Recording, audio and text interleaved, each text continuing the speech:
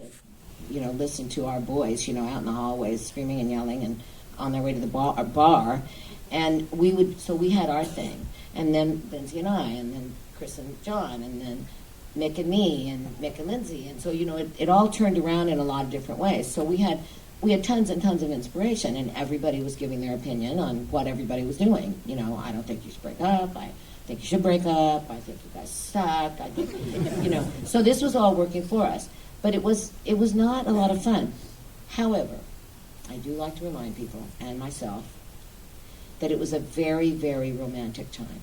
And I say romantic not really about us, but the time itself. It was like being in Paris, and even though you were breaking up with your boyfriend and all your friends were breaking up too, you were still in Paris. Mm. And it was beautiful, and we were young, and we were totally rich, and we had been so poor, and so we could buy things, and it was like in my Italian song, it says love was in the air. It was in the air, even if we weren't particularly in love. Love was still in the air, and it surrounded us, and everywhere we went, we were totally stars. And we had, from the beginning of Rumors, we had a big, huge plane. And from the beginning of Fleetwood Mac, we had a big old first-class ticket and a limousine. So it was grand. And we all, especially me, the waitress, was just like, hallelujah. It all paid off. And it was romantic. So again, even though we were breaking up and we were sad, we were surrounded by this amazing thing that was going on. So A Day in the Life of Rumors had its really high points, and you get all kind of dressed up, because we did get dressed up, and walk into the studio, and for a minute it would be great, and then you'd start arguing and it wouldn't be great, and then it would be great, and then all of a sudden, Goldust Woman would be starting to be written. And then it would be great. So it was up and down and up and down and up and down. You never knew what was going to happen every day. So, would you call it the happiest year of your life? No. But would you call it an extremely interesting, weird, passionate, crazy year? Yes.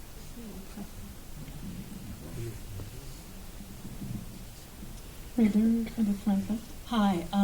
Thank you very much for several decades of fantastic music. Yeah. I was recently reading the interview that Cameron Crowe had done in Rolling Stone that was published right around the time that Rumors came out. And when he was talking to you, I thought it was really interesting to read about your comments about ambition. Not at that point, but earlier in your life when you said, I didn't want to be just the blonde girl in the band, and you seem so conscious of your ambition. And I thought of that again very early in this film, and I think in your comments so far, like how conscious you are of ambition. And I wondered if you could talk a little bit more about that. When you were a young musician before you joined Fleetwood Mac, did you know how ambitious you were, and how you were able to foster that in an industry that's so macho? It's difficult to be a woman in almost any industry, and particularly that. And if that's changed over the years, or if it's exactly the same. Okay, that's a lot of a question. So we'll start with the first part. In 1968, I went to San Jose State. My mom and dad and my brother moved to Chicago. They got transferred to Chicago. So I was really on my own.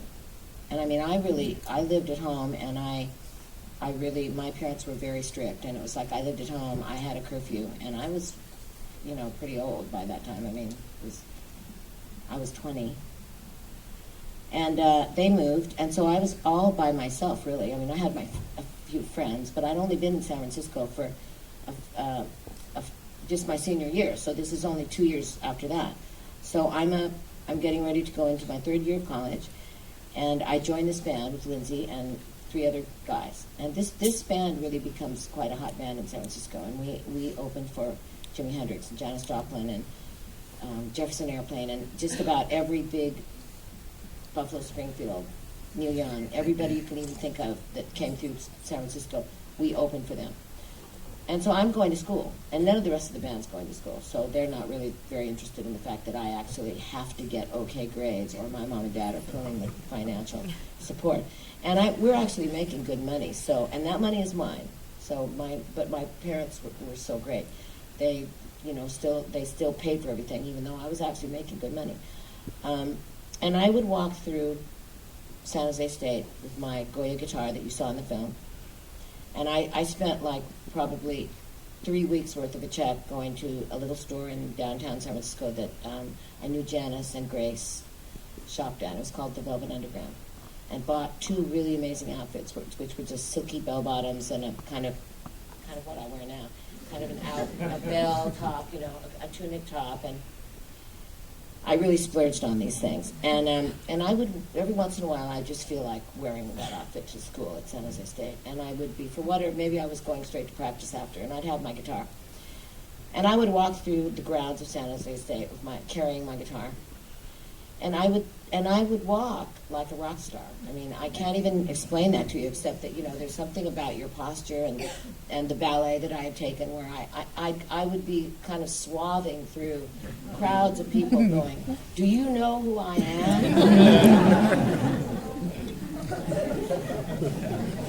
Really? And I really believed it, and I thought, it's like that thing, build the field and they will come, and I was like, I am really going to be a big star soon.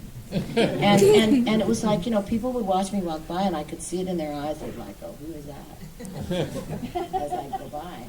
And so I really believe that you can plant the seed in people's heads, and that's what I set out to do. Then you asked me about, girl power. When I joined Fleetwood Mac, Christine and I had many a talk about, she knew all the famous, she knew Eric Clapton and Stevie Winwood and I could never remember all the big English bands, Mick and Christine and John, they knew all of them. John came from John Mayall, blues band, all the famous blues people. And I said to her, you and me together are a force of nature. I mean, we're pretty tough by ourselves, but together we can't be beat. And so I just want to tell you, you're 5 years older than me, and I just want to let you know that I don't ever want you and I to ever be treated like second-class citizens. So we will never be pushed to the side in a group full of English and American rock stars that are men. We will never be treated like that. And we weren't. So when we walked in the room, they looked up and were extremely gallant and to us. And so that was because we demanded it. Had we not demanded it, we wouldn't have gotten that kind of treatment. So again, if you plant the seed, you can water it and make it happen. If you don't walk in with that attitude, you're just a doormat. Now, I don't remember your third part. Absolutely. Absolutely. I still feel that, there are times when I walk into a room full of business people that I want something. If I kind of crawl in like a worm, you're not going to get anything. But if you walk in with your shoulders back and you look beautiful and you're dressed beautifully and, you sit down and you state your case, you're probably going to get what you want. And that's the reason that my mom, bless her, made me go to 5 years of college, because she said to me many times, you will be independent and you will always be able to hold your own in a group of intelligent people. You're never going to feel left behind, especially in a group of intelligent men. And she did that for me. And boy, am I happy that she did, because I never, ever felt any less than really smart guys and smart people that I've met in this last 35, 40 years.